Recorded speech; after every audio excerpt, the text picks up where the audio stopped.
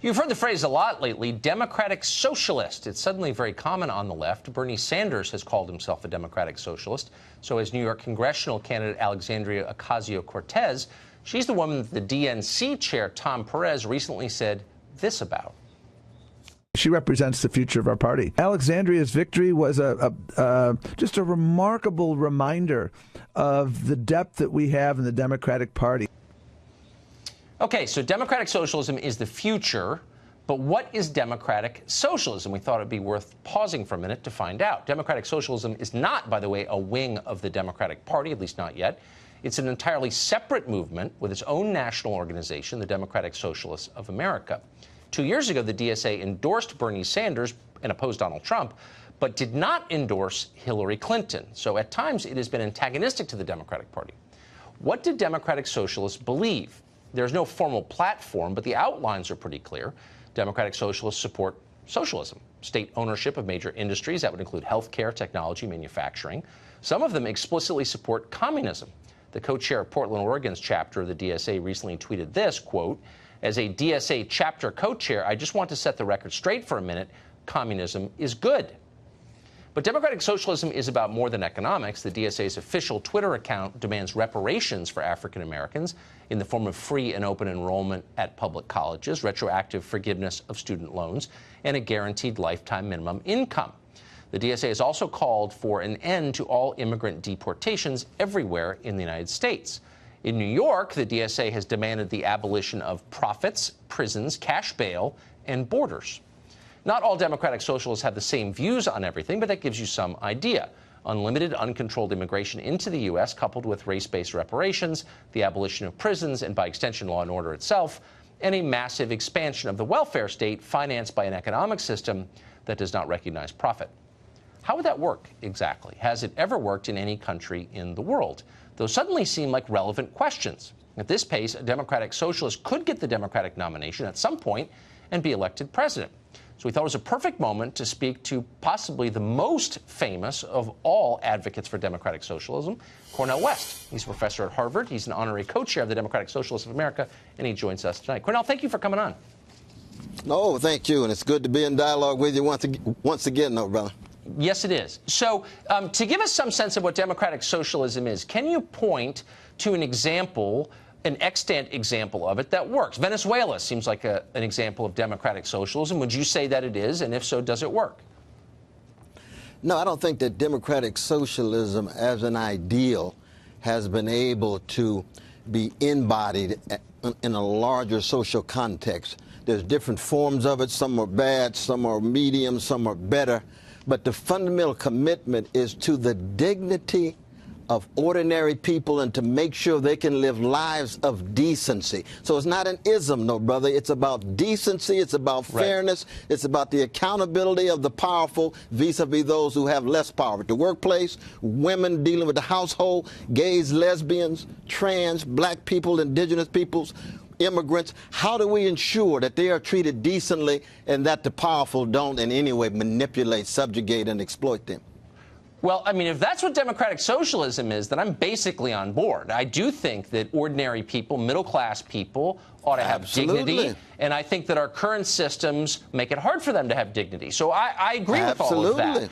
But the details matter. And that's precisely why, Albert Einstein, Helen Keller, Norman Thomas, Eugene Debs, Martin Luther King Jr., Ella Baker. We can go on and on. They're all democratic socialists. Michael Harrington, one of the great founders of Democratic Socialism of America. I've been a member for 36 years. I understand. But has it struck you as interesting that it's never actually worked anywhere? So the question is not what are our goals. Our goals are the same. How do we get there is the question. So what happened in Venezuela? They call that democratic socialism, but they don't have toilet paper.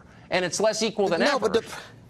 But part of the problem is, though, brothers, that any time there's been the attempts of ordinary people to engage in self-determination, they can get crushed by external nations. Look at U.S. policies toward Venezuela has been very, very ugly. Nicaragua in the same way. We saw that in so many other instances where countries try to engage in self-determination and they either get crushed, they either get coerced, and they end up oftentimes responding to that kind of authoritarian treatment. So we've never had a chance to really pull it off. So it's only been a movement so far.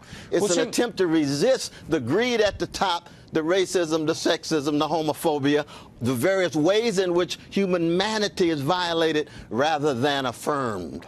So here's just to the details quickly.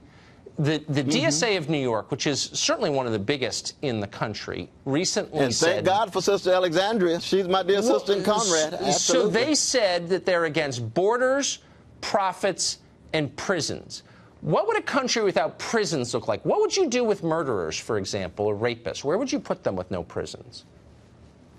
Well, I mean, when they say prisons, they're talking about the kinds of prisons we have at the present. If you have sites of rehabilitation, education, ways in which transformation can take place, you and I ourselves, you're Episcopalian, I'm Baptist. We're Christians, right? We believe all human beings made not just an image of God, but they can be changed, they can be transformed when the right kind of intervention takes place. That's what people mean in the socialist movement when they talk about the elimination of the kind of prisons that are in place. So what they really mean is better prisons. And Maybe they rapists should and be others. more...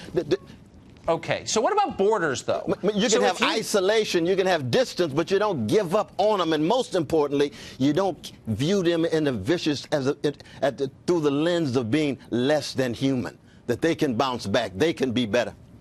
So if a government's obligation is to its own citizens, and you drop the borders and have no border enforcement at all, what would happen to this country? What would happen to the poor people in this country? Would their lives get better? Would they become more prosperous? No. This country would become poorer, dirtier, impossible to manage. It would be flooded with the poor of the world, and it would destroy our country instantly. So why would you say no borders? Well, I mean, again, no, you got a variety of voices in the Democratic Socialists of America. We like a jazz orchestra. You got different perspectives and orientations. We all don't agree on one particular policy all the time. This is true in terms of Israeli occupation of Palestinians. Some are in the middle, some are much more critical, like myself. The question is, how do you keep track of the rich humanity of Mexican brothers and sisters, of those coming from Latin America, those coming from Africa, those coming from Haiti, and those coming from Europe and Asia? That's the important thing. We know the history of America, other than indigenous peoples and Africans who've been enslaved, was to open the borders, to bring folk in, to allow people to gain access. But it's not a matter of no borders at all. It's a matter of how do you ensure that their dignity is affirmed when they arrive so that you don't end up having the kind of neo-fascist policies of the Trump administration separating these precious children from their mothers and fathers. That's silly, as you well know. But how do you think that the descendants of Americans... But hold on. How do you think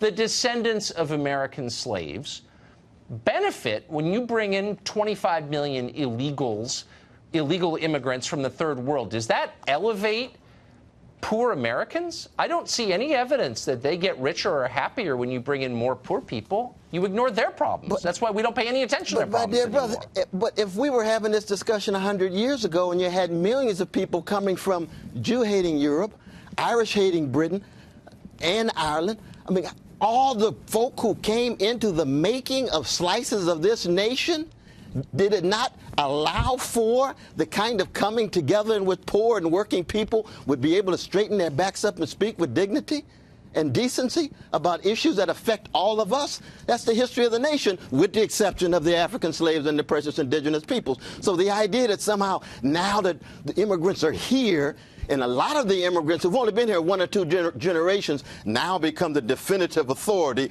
defining what it is to be an American. How hypocritical can you get? I've been here 9 generations coming out of enslaved people, and I can still embrace my Mexican brothers and sisters. I can embrace a whole host of others coming from around the world. But it's not just a matter of no borders. I don't believe in just no borders myself. It's a question of making sure their dignity is affirmed when they get here. Then you got to get a hold of the DSA of New York's Twitter account, because they're saying some pretty reckless we got a number of voices in DSA. I love them. We believe in disagreement.